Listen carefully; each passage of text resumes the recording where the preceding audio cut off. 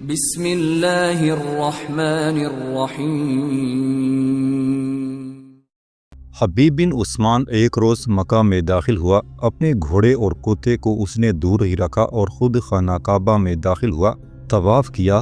اپنی عقیدت اور ارادت مندی کے باعث اس نے وہاں کچھ دیر عبادت کی، پھر دو زانوں ہو کر بیٹھا اور ہاتھ دعا کے لیے اٹھائے اور اپنے خداوند قدوس کو مخاطب کر کے کہہ رہا تھا: میرے اللہ، میں تجھ سے ہی مدد کی التجا کرتا ہوں۔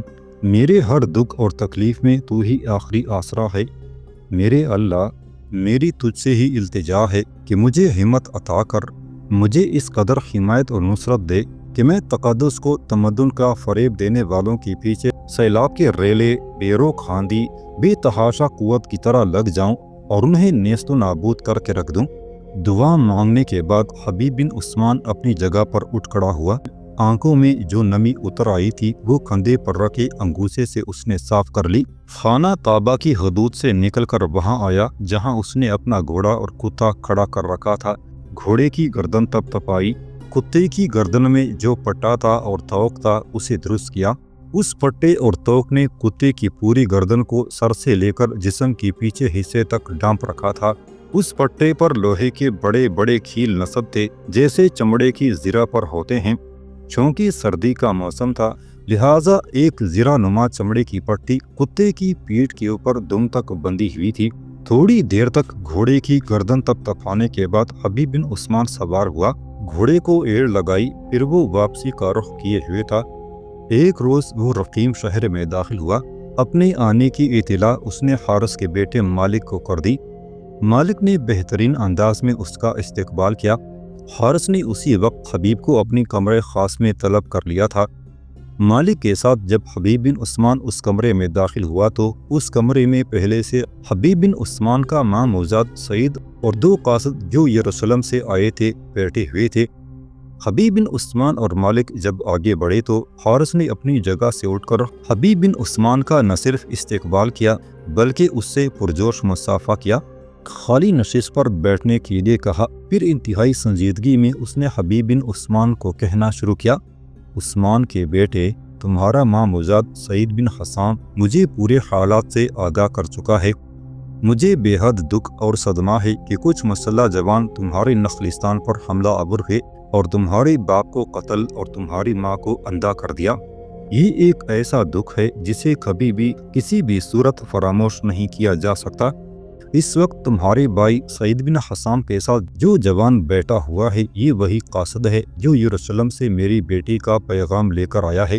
اس کا نام حسرون ہے۔ یہ واپس تمہارے ساتھ یروشلم جائے گا اور یروشلم کی ساحرہ یعنی اوزال کو کس طرح یروشلم سے نکال کر لایا جائے گا اس سلسلے میں یہ پوری طرح تمہاری رہنمائی کرے گا۔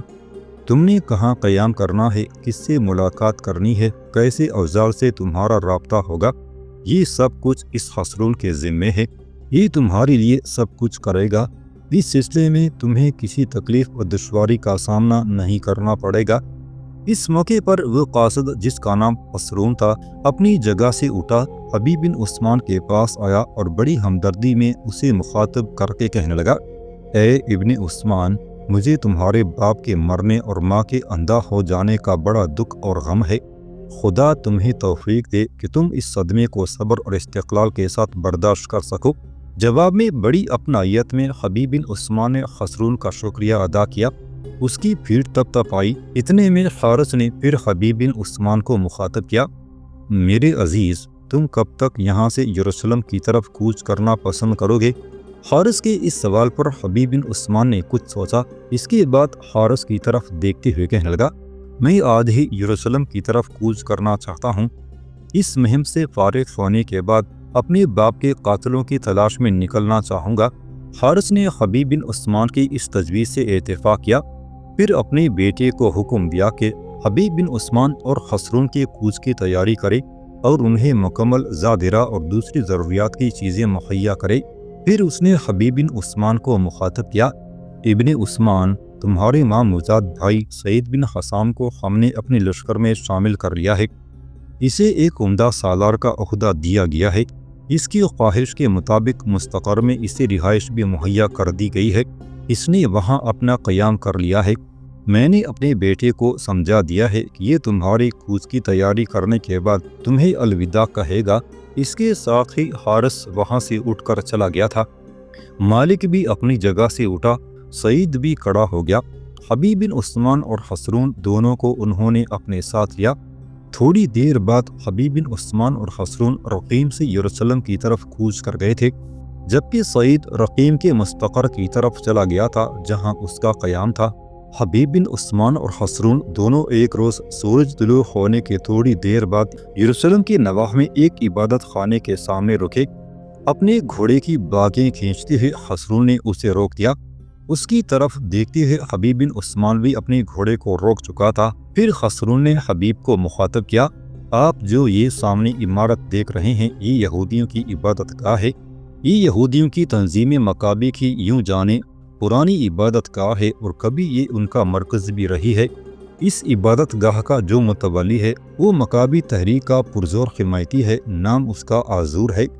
میرے بھائی، اسی آزور کے ہاں تم قیام کرو گے۔ ہمارے بادشاہ حارث کی بیٹی جس کا نام عریب ہے اس کی بڑی قدر کرتا ہے، اس کے حمایتیوں میں سے ہے۔ گھوڑوں کو اس عبادت گاہ کے استبل میں باندھتے ہیں۔ اس کے بعد میں آپ کو آزور سے ملاتا ہوں۔ حبیب بن عثمان خسرون کی سادہ گفتگو کو خاموشی سے سنتا رہا۔ اس نے کوئی جواب نہ دیا۔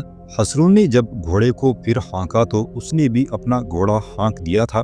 عمارت کے قریب گئے تو ایک شخص بھاگا بھاگا آیا، شاید وہ خسرون کا جاننے والا تھا۔ اسے دیکھتے ہوئے خسرون گھوڑے سے اتر گیا۔ حبیب بن عثمان بھی گھوڑے سے اتر چکا تھا۔ اس شخص نے دونوں گھوڑوں کی باگیں پکڑ لی۔ اس موقع پر خسرون نے اسے مخاطب کیا، میرے عزیز، دونوں گھوڑوں کو استبل کی طرف لے جاؤ، ان کی خوراک اور ان کے کھریرے کا انتظام کرو۔ میرے دوست، میرے ساتھی کا جو کتا ہے اسے بھی ادھر ہی لے جاؤ۔ یہ کتا بڑا قیمتی اور سدایا ہوا ہے، اسے کچھ مت کہنا۔ اس پر حبیب بن عثمان نے گھوڑے کی پیٹھ تپ تپائی، کتے کو بھی گھوڑے کے ساتھ جانے کا اشارہ دیا۔ کتا فوراً اس کے اشارے پر عمل کرتی ہوئے گھوڑے کے ساتھ ہو لیا تھا۔ اس طرح وہ شخص دونوں گھوڑوں کو استبل کی طرف لے گیا تھا۔ خسرون حبیب بن عثمان کا ہاتھ پکڑ کر اس عبادت گاہ میں داخل ہوا۔ دونوں جب عبادت گاہ میں داخل ہوئے تو سامنے کی طرف سے ایک ڈری ہوئی عمر کا بزرگ صورت شخص نمودار ہوا۔ خسرون نے آگے بڑھ کر بڑی عقیدت کے ساتھ اس کے ساتھ مصافحہ کیا اور تھوڑی دیر تک اس کے کان میں گفتگو کرتا رہا، جسے سن کر اس بوڑھے کے چہرے پر گہری مسکراہٹ نمودار ہوئی۔ پھر وہ آگے بڑھا۔ حبیب بن عثمان کے ساتھ اس نے بڑا پرجوش مصافحہ کیا۔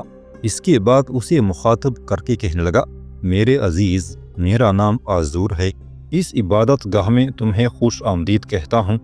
اندر آؤ، تمہاری حیثیت میرے ہاں ایک معزز مہمان کی سی ہے۔ حبیب بن عثمان اور خسرون چپ چاپ آزور کے ساتھ ہو لیے۔ وہ انہیں ایک سکونتی کمرے کی طرف لے گیا، نشستوں پر بیٹھنے کے لیے اشارہ کیا۔ دونوں آزور کے سامنے بیٹھ گئے۔ پھر حبیب بن عثمان نے آزور کو مخاطب کیا، میرے بزرگ، اس عبادت گاہ میں داخل ہونے سے پہلے خسرون نے مجھے بتایا تھا کہ جس لڑکی کو مجھے یہاں سے لے کر جانا ہے اس کو آپ کے تعاون سے نکالا جائے گا۔ مجھے تھوڑی تفصیل بتائیے تاکہ مجھے اطمینان ہو جائے۔ مجھے یہ بھی بتائیں کہ یروشلم کا بادشاہ ہیرودیس کس مزاج کا شخص ہے۔ جس لڑکی کو میں نے یہاں سے نکال کر لے جانا ہے، جسے یروشلم کی ساحرہ کہتے ہیں، اس کے متعلق بھی مجھے بتا دیں تاکہ اپنی کارروائی کے دوران میں محتاط رہوں۔ حبیب بن عثمان تھوڑی دیر کے لیے رکا، پھر اپنا سلسلہ کلام جاری رکھتے ہوئے کہہ رہا تھا، اس عبادت گاہ سے باہر خسرون نے مجھے یہ بھی بتایا تھا کہ آپ کا تعلق کسی یہودی تحریک مکابی سے ہے۔ آپ مجھے اس کی بھی تفصیل بتائیے گا تاکہ میرے علم میں اضافہ ہو۔ آزور کے چہرے پر ہلکی سی مسکراہٹ نمودار ہوئی۔ تھوڑی دیر تک بڑی شفقت سے وہ حبیب بن عثمان کی طرف دیکھتا رہا، پھر کہنے لگا، میں تمہیں سارے حالات تفصیل کے ساتھ سناتا ہوں۔ پہلے مکابی تحریک کے متعلق بتاؤں گا تو سنو میرے عزیز۔ جس وقت بخت نصر نے یروشلم پر حملہ کیا تو بے شمار یہودیوں کو وہ گرفتار کر کے بابل لے گیا۔ وہاں یہودیوں نے بدترین زندگی بسر کی، یہاں تک کہ ان کی رہائی کا وقت آیا۔ رہا ہونے والے پہلے گروہ کو لے کر اللہ کی نبی عزیر علیہ السلام فلسطین پہنچے۔ عزیر علیہ السلام نے دین موسوی کی بقا کا بہت بڑا کام انجام دیا۔ انہوں نے یہودی قوم کے تمام اہل خیر کو ہر طرف سے جمع کر کے ایک مضبوط نظام قائم کیا۔ توریت کو از سرنو مرتب کیا گیا، یہودیوں کی دینی تعلیم کا انتظام کیا، قوانین شریعت کو نافذ کر کے ان اجتماعی اور اخلاقی برائیوں کو دور کرنا شروع کیا جو بنی اسرائیل کے اندر غیر قوموں کے اثر سے گھس آئی تھی۔ ان تمام مشرک عورتوں کو طلاق دلوائی جن سے یہودیوں نے بیاہ کر رکھا تھا، اور بنی اسرائیل سے از سرنو خدا کی بندگی اور اس کے آئین کی پیروی کا بھی عہد لیا۔ اس زمانے میں یہودی سلطنت نے خوب طاقت پکڑی، اس لیے کہ وہ اللہ اور اس کے پیغمبروں کے پیروکار بن کر زندگی بسر کر رہے تھے۔ لیکن یہودیوں کی بدقسمتی کے ایرانی سلطنت کے زوال اور سکندر کی فتوحات اور پھر یونانیوں کے عروج سے یہودیوں کو کچھ مدت کے لیے ایک سخت دھچکا لگا۔ سکندر کی وفات کے بعد اس کی سلطنت جن 3 سلطنتوں میں تقسیم ہوئی تو ان میں شام کا علاقہ سلیوکی سلطنت کے حصے میں آیا، جس کا پایہ تخت انطاکیہ تھا۔ اس کا فرمان روا یونانی فاتح جو مذہباً مشرق اور اخلاقاً حد سے گرا ہوا تھا، یہودی مذہب اور تہذیب کو سخت ناپسند کرتا تھا۔ اس سے ڈرتے ہوئے یہودیوں نے سیاسی اور معاشی دباؤ سے یونانی تہذیب کو فروغ دینا شروع کیا، اور یہودیوں میں سے ایک اچھا خاصا عنصر یونانیوں کا اعلی کار بن گیا۔ اس خارجی مداخلت نے یہودی قوم میں تفرقہ ڈال دیا۔ ایک گروہ نے یونانی زبان، یونانی لباس، یونانی طرز معاشرت اور یونانی کھیلوں کو اپنا لیا، اور دوسرا گروہ اپنی تہذیب پر سختی سے کاربند رہا۔ یہاں تک کہ یہودیوں کے لیے ایک اور بدبختی اٹھ کھڑی ہوئی۔ جب یونانیوں کا شہنشاہ انٹیوکس چہارم تخت نشین ہوا تو پوری جابرانہ طاقت سے کام لیتے ہوئے یہودی مذہب اور تہذیب کی بیخکنی کرنا شروع کر دی۔ اس نے بیت المقدس کے ہیکل میں زبردستی بت رکھوائے اور یہودیوں کو مجبور کیا کہ وہ ان بتوں کو سجدہ کریں۔ اس نے قربان گاہ پر قربانی بند کروائی۔ اس نے یہودیوں کو مشرکانہ قربان گاہوں میں قربانیاں کرنے کا حکم دیا۔ اس نے ان سب لوگوں کے لیے سزائے موت تجویز کی جو اپنے گھروں میں توریت کا نسخہ رکھیں یا اس کے احکامات پر عمل کریں یا اپنے بچوں کے ختنے کرائیں۔ لیکن یہودی اس جبر سے مغلوب نہ ہوئے اور ان کے اندر ایک زبردست مزاحمتی تحریک اٹھ کھڑی ہوئی۔ یہی تحریک تاریخ میں مکابی تحریک یا بغاوت کے نام سے مشہور ہے۔ اگرچہ اس کشمکش میں یونانیت پسند یہودیوں کی ساری ہمدردیاں یونانیوں کے ساتھ تھیں اور انہوں نے عملاً مکابی بغاوت کو کچلنے میں انطاکیہ کے ظالموں کا پورا ساتھ دیا، لیکن عام یہودیوں میں حضرت عزیر علیہ السلام کی پھونکی ہوئی دینداری کا اتنا تاثر تھا کہ وہ سب مکابیوں کے ساتھ ہو گئے، اور آخر کار انہوں نے یونانیوں کو نکال باہر کیا اور ایک آزاد دینی ریاست قائم کر لی۔ مکابی ایک خدا کی بندگی اور عبادت کرنے والے تھے اور اس کے نبیوں کے ماننے والے تھے۔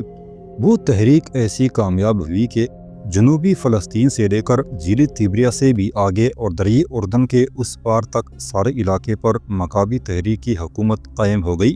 بلکہ اسی مکابی تحریک کے دور میں فلسطینیوں نے اس بہت بڑے علاقے پر بھی قبضہ کر لیا تھا جو حضرت داؤد علیہ السلام یا سلیمان علیہ السلام کے زمانے میں بھی فتح نہ ہوا تھا۔ یہ مکابی تحریک کے عروج کا زمانہ تھا۔ پر ہائے بدقسمتی، مکابیوں کی تحریک جس اخلاقی و دینی روح کے ساتھ اٹھی تھی، اس روح کو زیادہ دیر تک مکابی قائم نہ رکھ سکے۔ بتدریج وہ روح فنا ہوتی رہی اور اس کی جگہ خالص دنیا پرستی اور بے رخ روی نے اختیار کر لی۔ آخر کار ان کے درمیان پھوٹ پڑ گئی اور انہوں نے خود رومن فاتح پومپی کو فلسطین آنے کی دعوت دی۔ چنانچہ پومپی فلسطین کی طرف متوجہ ہوا اور اس نے بیت المقدس پر قبضہ کر کے یہودیوں کی آزادی کا خاتمہ کر دیا۔ لیکن رومن فاتحین کی یہ پالیسی تھی کہ وہ مفتوح علاقوں میں براہ راست اپنا نظم و نسق قائم کرنے کے بجائے مقامی حکمرانوں کے ذریعے بالواسطہ اپنا کام نکلوانا زیادہ پسند کرتے تھے۔ اس لیے انہوں نے فلسطین میں بھی یہ پالیسی اپنائی۔ مکابیوں کی تحریک کے خاتمے پر ایک یہودی جو ان کا اپنا آدمی تھا اور جس کا نام خیرود تھا، اسے فلسطین کی سلطنت کا حکمران بنا دیا۔ اس طرح مکابی تحریک کا خاتمہ ہوا۔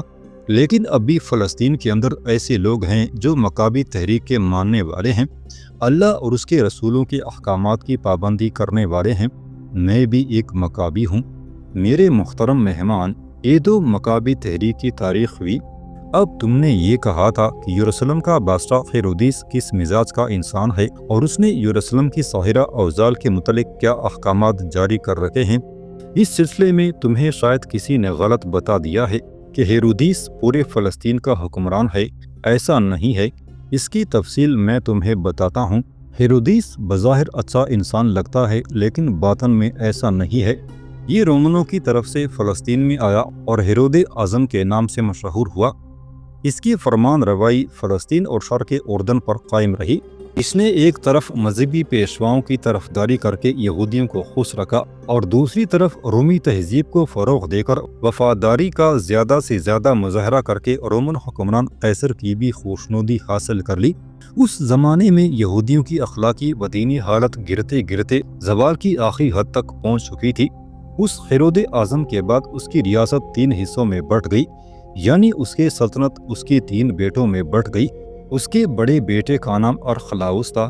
یہ سامریہ، یہودیہ اور شمالی ادومیہ کا فرمان روا ہوا، مگر جلد ہی قیصر اگسٹس اس سے نالا ہو گیا اور اس کو معزول کر کے یہاں اس نے پیلاطس نام کا اپنا ایک گورنر مقرر کر دیا۔ ہیرود اعظم کے دوسرے بیٹے کا نام ہیرودیس اینٹیپاس تھا۔ فلسطین کے شمالی علاقے خلیل اور شرق اردن کا حکمران ہوا، اور یہی وہ شخص ہے جسے ظاہری طور پر آج کل یروشلم کا بادشاہ کہا جاتا ہے۔ کیوں کہا جاتا ہے اس کی تفصیل میں تمہیں بعد میں بتاتا ہوں۔ ہیرود اعظم کا تیسرا بیٹا فلپس تھا۔ اس کی حکومت کوہ ہرمون سے دریائے یرموک تک کا علاقہ ہوا، اور یہ اپنے باپ اور بھائیوں سے بھی بڑھ کر رومن اور یونانی تہذیب میں غرق تھا۔ اس کے علاقے میں کسی کلمہ خیر کے کہنے کی اتنی بھی گنجائش نہ تھی جتنی فلسطین کے دوسرے علاقوں میں تھی۔ اب جب حالات آگے بڑھتے ہیں تو فلپس مر گیا۔ جس علاقے پر فلپس کی حکومت تھی یہ بھی ہیرودیس اینٹیپاس کے حصے میں آ گیا۔ میں پہلے بھی عرض کر چکا ہوں کہ رومن براہ راست کسی علاقے کو زیر تسلط نہیں بناتے، بلکہ وہ مقامی لوگوں میں سے کسی کو حکمران بنا کر اپنا کام نکالتے ہیں۔ جب ہیرود اعظم کا بڑا بیٹا ارخلاؤس بھی علیحدہ کر دیا گیا، اس کا تیسرا بیٹا مر گیا تو باقی صرف ہیرودیس اینٹیپاس ہی رہتا تھا۔ یہ شمالی فلسطین کے علاوہ مشرقی اردن کا حکمران تھا۔ بعد میں فلپس کا علاقہ بھی اسے ملا۔ اب جس علاقے کا حکمران ارخلاؤس تھا اس میں سامریہ، یہودیہ، شمالی ادومیہ آتا ہے۔ بظاہر یہی تاثر دیا گیا ہے کہ اس سارے علاقے کا حکمران بھی ہیرودیس اینٹیپاس ہے، لیکن اصل اختیارات رومن گورنر کے ہاتھ میں ہیں جس کا نام پیلاطس ہے۔ اس بات کو تم یوں کہہ سکتے ہو کہ ظاہری تاثر یہی دیا گیا ہے کہ ہیرود اعظم کا بیٹا ہیرودیس اینٹیپاس اس ساری سلطنت کا مالک اور حکمران ہے، اسی لیے باہر کے لوگ اسے یروشلم کا بادشاہ خیال کرتے ہیں، لیکن حقیقت یہ نہیں ہے۔ ہیرودیس اینٹیپاس شمالی فلسطین اور شرق اردن کے علاوہ فلپس کے علاقوں کا مالک ہے، تاہم وہ اکثر و بیشتر رومنوں کے کہنے پر یروشلم آتا ہے اور یہاں اپنے باپ ہیرود اعظم کے قصر میں قیام کرتا ہے۔ رومن ایسا اس لیے کراتے ہیں تاکہ لوگوں کو یہی تاثر ملتا رہے کہ فلسطین کا اصل حکمران ہیرودیس اینٹیپاس ہے، اور یہ کہ پیلاطس صرف اس کا ماتحت ہے اور نظم و نسق چلانے میں اس کی مدد کر رہا ہے، لیکن اندرونی خانہ ایسا نہیں۔ بہرحال ہیرودیس اینٹیپاس اپنے اہل خانہ کے ساتھ اکثر و بیشتر یروشلم آتا رہتا ہے اور یہاں اپنے باپ کے قصر میں قیام کرتا ہے۔ ان دنوں بھی ہیرودیس اینٹیپاس یہاں آیا ہوا ہے۔ اپنی بیوی جو تمہارے بادشاہ حارس کی بیٹی ہے اس کے ساتھ اس نے یہاں قیام کر رکھا ہے۔ اس کی پہلی بیوی مر چکی ہے، اس سے ایک بیٹا ہے، اس کا نام ہیرود اگرپا ہے۔ یہ جوان ہو چکا ہے اور رومنوں نے اس ہیرود اگرپا کو سارے فلسطین کا ولی عہد بنا رکھا ہے۔ رومنوں نے ایک طرح سے یہودیوں کو یہ تاثر دے رکھا ہے کہ ہیرودیس کے پاس اس کا بیٹا ہیرودیس اگرپا ہی سارے فلسطین کا حکمران ہوگا۔ نوٹ: اگرپا کے دور حکومت میں ایک بار پھر یہودیوں نے کھل کر رومنوں کے خلاف بغاوت کر دی۔ اگرپا اس بغاوت کو ختم کرنے میں ناکام رہا اور اس بغاوت کو ختم کرنے کے لیے اس نے رومنوں سے مدد مانگی۔ آخر رومن شہنشاہ نے اپنی ایک جرنیل جس کا نام تیتس تھا روانہ کیا۔ تیتس نے یروشلم کو فتح کر لیا۔ اس موقع پر ایسا قتل عام کیا کہ 1,35,000 آدمی مارے گئے، 67,000 آدمی گرفتار کر کے غلام بنا لیے گئے، ہزاروں آدمی پکڑ کر مصری کارخانوں میں کام کرنے کے لیے بھیج دیے گئے، ہزاروں آدمیوں کو پکڑ کر مختلف شہروں میں بھیجا گیا تاکہ تھیٹروں میں ان کو جنگی جانوروں سے پھڑوائے اور شمشیر زنوں کے کھیل کا تختہ مشق بننے کے لیے استعمال کیا جائے۔ تمام دراز قامت اور حسین لڑکیاں فاتحین کے لیے چن لی گئیں اور یروشلم کے شہر اور ہیکل کو مسمار کر کے پیوند خاک کر دیا گیا۔